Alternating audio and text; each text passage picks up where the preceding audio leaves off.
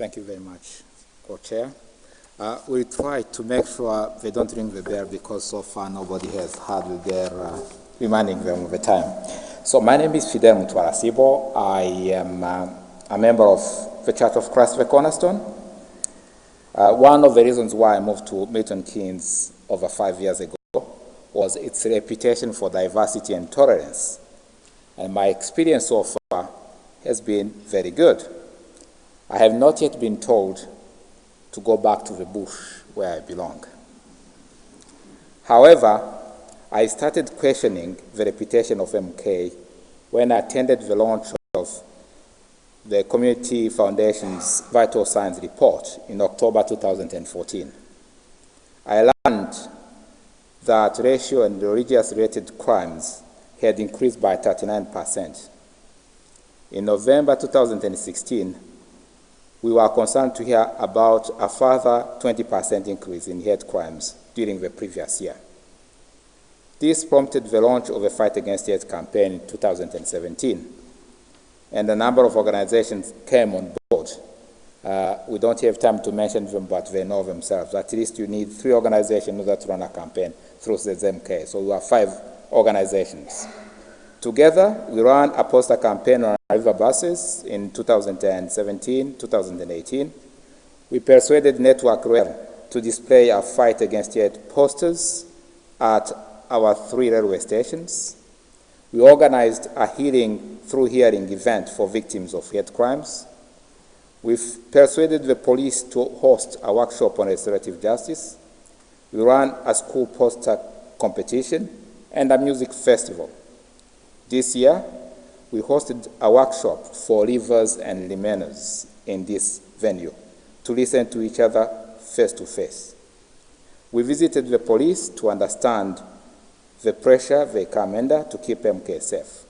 Last week, in this very room, we hosted a workshop to listen and learn about the role of the Police and Crime Commissioner.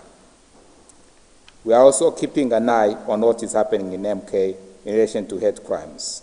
Indeed, as Arif is about to tell us very shortly, people in our community still experience hate crimes.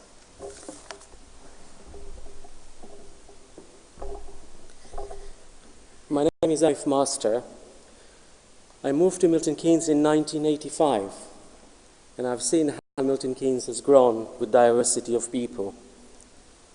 All was very well until a couple of years ago, when I had a young group of people, a gang, who came into my practice and started causing problems and harassment. At first, I didn't take it very seriously. I thought it was an antisocial behavior and it will go away. However, it persisted. I made a complaint and the problem went away. Unfortunately, it came back. When it came back, the problem was even further. I had to face myself and my staff with not only verbal abuse, but with racial abuse as well. Fortunately and thankfully, with the help of the community and the police, the problem has gone, and I hope that it stays that way. But I want to leave 2 messages tonight with you. The first one is that don't suffer in silence. If you find racial or hate crime, report it, speak to the people. And secondly, it is important that all politicians and leaders, we need to do something, especially with now the political climate we are in. We need to curb hate crime. Thank you.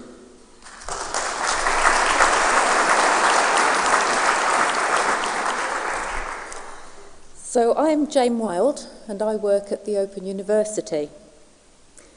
Hate crime is not just about race and religion. Women are more frequently the targets of anti-Semitic, Islamophobic and other hateful behaviour than men. In 2018, Citizens UK called for the National Police Chiefs Council to recognise misogyny as a type of hate crime. The motion didn't pass, but Lucy Fraser, MP, offered a Law Commission review of all hate crime, with a special remit to look at including misogyny as a hate crime. Nottingham and 6 other constabularies have moved in this direction, and we hope this can also happen in MK. Over 300 leaders from chapters of citizens across the country have given evidence in person to the Law Commission during 2019. And the Law Commission will release its proposals in January 2020. Our MPs will need to work closely with the local police, council, health and care providers to safeguard vulnerable people and safeguard vulnerable people and prevent harassment and violence. Citizens MK wish to be partners with you in this endeavour. Candidates, we ask you to pledge that if elected, you will continue to engage with us by meeting with us before our Assembly in April to discuss our campaign goals on policing and hate crimes and to explore how you can support us in pursuing them. By you yourself using inclusive language and challenging those who use hate speech and promote division in our communities. And by exploring with us the possibility of listing misogyny as a hate crime. Thank you.